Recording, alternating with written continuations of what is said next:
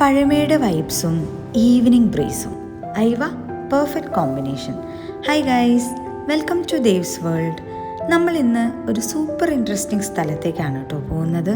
History, art, nature അങ്ങനെ എല്ലാം ഒരുമിച്ച് കാണാൻ പറ്റുന്ന ഒരു ബ്യൂട്ടിഫുൾ ഹെറിറ്റേജ് ഏരിയ. വേറെ എവിടെയല്ല കേട്ടോ, നമ്മുടെ സ്വന്തം ഷാർജയിൽ. ഇവിടെ ഒരു പ്രത്യേക ഫീലാണ്. ഈ എസ്തറ്റിക്കിൻ്റെ പീക്ക് എന്നൊക്കെ പറയില്ലേ, അതുപോലെ ഫാമിലിയുടെയും ഫ്രണ്ട്സിൻ്റെയും കൂടെ നമുക്കൊന്ന് റിലാക്സ് ആവാൻ പറ്റിയ സ്ഥലം. നല്ല മനസ്സമാധാനവും കിട്ടും. നമ്മൾ ആദ്യം തന്നെ പോയത് ഒരു പാർക്കിലാണ് കേട്ടോ. ഈ പാർക്ക് ശരിക്കും എനിക്കൊരു മിനി കേരളം ഫീല് തന്നു. അതെങ്ങനെയെന്നല്ലേ, വാ കാണിച്ചു തരാം. ആദ്യം നമ്മൾ കണ്ടത് ഒരു ലെമൺ ട്രീ ആണ് കേട്ടോ.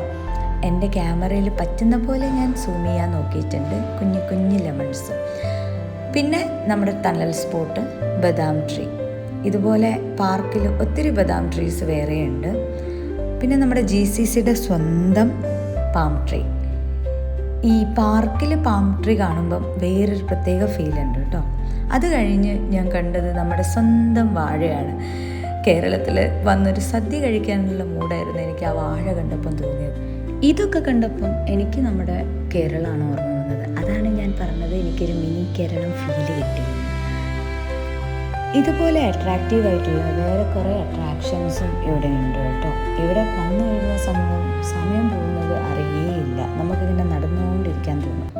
ഈ ഹെറിറ്റേജ് ഏരിയേൻ്റെ ഒരു കുഞ്ഞു പാട്ടാണ് ഈ ഷാജ ആർട്ട് ഫൗണ്ടേഷൻ. ആക്ച്വലി ഇന്നിവിടെ വർക്കിംഗ് അല്ല, അതുകൊണ്ട് എനിക്കൊരു കുഞ്ഞു പോർഷൻ മാത്രമേ ക്ലിപ്പായിട്ട് എടുക്കാൻ പറ്റിയുള്ളൂ.